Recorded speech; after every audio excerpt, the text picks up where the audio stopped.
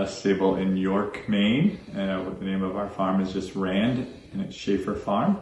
So I was just a horse crazy kid that we had this farm that was up the street from us and where I grew up. And I would walk home from school and stop there and brush horses and just be a barn rat. Actually painted the fences and did farm work to get my first riding lesson ever. And this kind of was my intro into horses and getting started with this business. My biggest role models, I guess, are, the saddlebred Kentucky crowd. When I was young, Tom Moore and Don Harris are two of the greats that stick out to me that I really wanted to try to emulate as the style of horses that they trained and the style of riding that they did. I think in general, for me, I always get those aha moments of when I'm working with a youngster, horse or person, when they take that breath and they relax. So whether I'm breaking one to ride, which we're in that process of breaking to drive this time of year, when you feel that horse kind of give you their trust and kind of relax, that you're not up there trying to hurt them or to, they just can't understand what it is you want. So I think that's always, I look forward to that moment, either when I'm teaching with a student, a rider, and they kind of have that breath and they can relax and I got it. And then when I'm training one to ride or drive, and it's like, you feel like the chance for them to spook or bronk or kick at the buggy or be nervous with you on their back, when they kind of all relax and understand what you're asking from them. Those are my favorite kind of aha moments when I get them, either from a rider and or the horse. What I would recommend is just hard work, and don't give up, plug away at it. You just do it every day and it will get better, it will get easier. I've given that advice to most everybody that's worked for me, and it seems that that's the one piece that when I talk to people that have worked for me or with me, when they come back, that's their one thing they say, just keep plugging away at it and it always comes around. So that would be my one big advice, never give up, just always keep plugging away.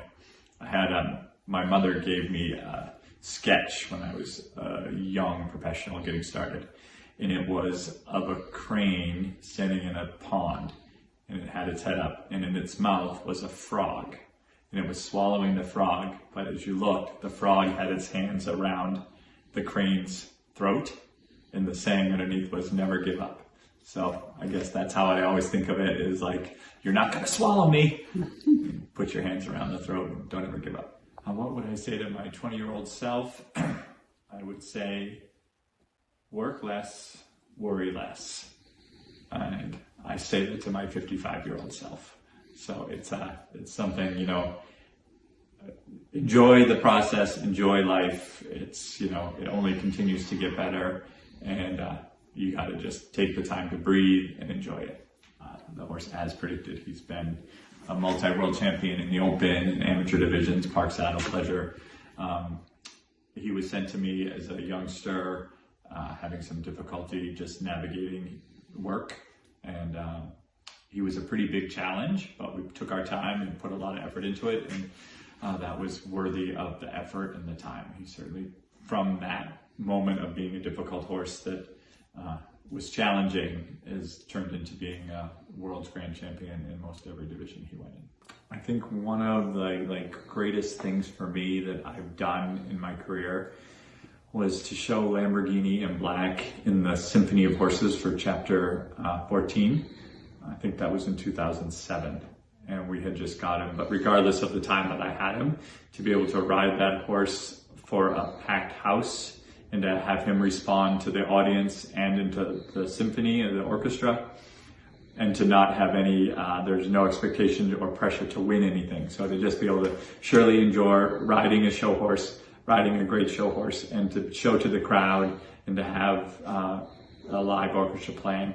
That was probably one of my greatest memories, or most thrilling, fun, just really, when I think of great things and good times, I think of that moment of going through the curtains and into the ring and hearing Phantom of the Opera play on that black stallion. That was pretty outstanding and a great memory. I think my biggest accomplishment would be I think just being able to stay current and keeping my business moving forward and successful and growing and able to support myself and my family. Obviously great horses that I've had. I think a big accomplishment, but I don't know if I think they all fit in together, was being able to be part of the Tassenaries breeding program, breeding Litchfield Jagged Edge, breeding the mare, having him foal at the farm, raising him, and then showing him through his career, and then to have him win the Open Park Saddle this year. That was really, as far as what we do and how we do it, that was a great accomplishment. But I think the greatest is being able to keep it going in this business, have my business grow, and to be able to stay current and successful in a very ever-changing, progress-moving industry.